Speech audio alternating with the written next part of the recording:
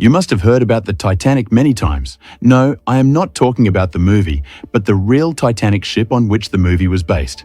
It has been 112 years since the sinking of the world's largest ship, Titanic. People know the exact location of its wreckage, but it has not been brought out of the ocean yet. Have you ever wondered why this is so? Friends, 71% of our Earth is covered with water, and 29% is land. The ocean is so vast that we cannot even imagine its immensity. Within these endless depths of the ocean lie thousands of mysteries that we still don't fully understand. One such mystery is the story of the Titanic. The Titanic was always said to be unsinkable, yet it sank. On April 15, 1912, this grand ship sank, and it was only after nearly 73 years, in 1985, that its wreckage was discovered. However, even 39 years after its discovery, this ship has not been brought out of the ocean. So, the question arises, why hasn't it been brought to the surface? Let me tell you that after the Titanic sank, scientists made all possible efforts to find it. And finally, in 1985, US Navy officer and archaeologist Robert Ballard set out with his team on a mission to locate the Titanic.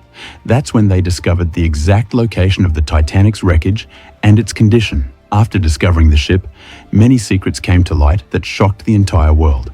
According to the Washington Post, the Titanic lies 12,000 feet below the ocean's surface. Reports from Titanic. The new evidence suggests that the ship was in perfect condition before it sank, but as it descended into the ocean's depths, it split into two parts. As per the report, the Titanic did not sink because of its collision with the iceberg alone, but due to a fire on board. When researchers found the wreckage, they noticed that many items were still intact. Many attempts were made to bring the Titanic to the surface, but scientists soon realized that it was almost impossible. Although there are plans to use high-tech submarines and powerful magnetic technology to retrieve it, there are many challenges. The biggest challenge is the Titanic's massive weight, which is approximately 46,000 tons. Additionally, the immense water pressure greatly increases the ship's effective weight. The location where the Titanic sank is 12,000 feet deep, surrounded by complete darkness. Even sunlight cannot reach there, and the temperature is just 1 degree Celsius. Under such adverse conditions, it is extremely risky for anyone to go that deep and return safely.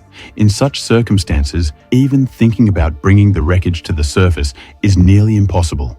Initially, there was no solid plan to retrieve the Titanic, but later, scientists came up with some new ideas. One of these involved the use of ping-pong balls. According to this plan, the idea was to fill the Titanic with ping-pong balls, creating upward pressure, and then use submarines to pull the ship to the surface. However, this plan failed as some scientists believed that ping-pong balls would burst under the immense pressure at such depths. After this, another method was attempted. The plan was to attach large balloons to the Titanic's wreckage and fill them with helium gas, so the ship could float to the surface on its own. However, this attempt also failed because filling millions of balloons with helium at such a depth was extremely difficult and almost impossible. Then, scientists proposed another idea based on the principle of ice density. Since the density of ice is less than water, it floats. Scientists thought that if the water surrounding the Titanic could somehow be turned into ice, the ship would automatically rise to the surface. This idea was proposed by American engineer John Pierre. Although the idea seemed impressive, implementing it proved to be challenging. Pierre's research indicated that a massive amount of liquid nitrogen would be required to execute this plan. According to British Gas Company, approximately 500,000 tons of liquid nitrogen would be needed. The major question was how to transport such a vast amount of nitrogen to the ocean's depth, which was nearly impossible. Hence, this plan also failed. Later, a shipbuilding company suggested another solution. Their idea was to first clean the dirt and rust accumulated on the Titanic, for which an extremely powerful vacuum cleaner would be required. Then, the Titanic would need to be tied with a thick iron chain and connected to a submarine to pull it to the surface. However, executing this plan would require 20 million kilowatts of electricity. Additionally, there was a risk of the wires used to transmit this electricity breaking, which made the plan unfeasible.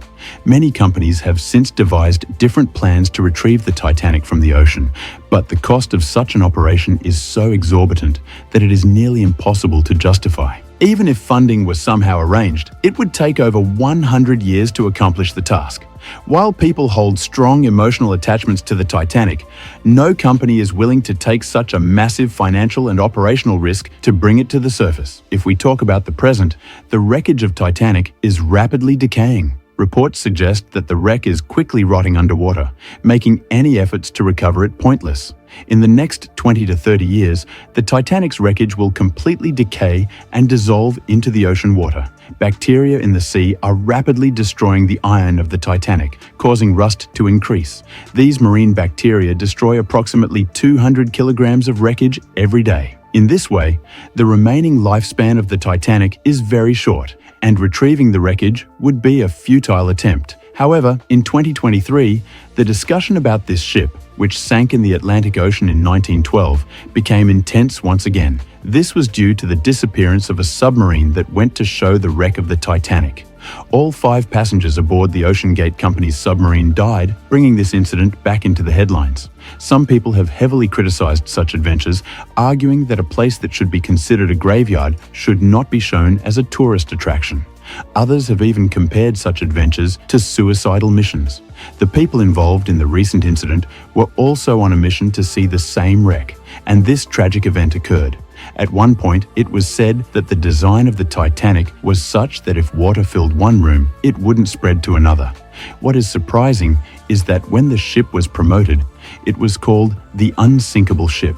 The reason for this was that the ship had several watertight compartments that were designed in such a way that even if 4 compartments filled with water, the ship would still remain safe and would not sink. Still, there are many questions in people's minds about the Titanic. The biggest question remains, why did the unsinkable Titanic sink? What was the mistake that caused the Titanic to sink on its very first voyage?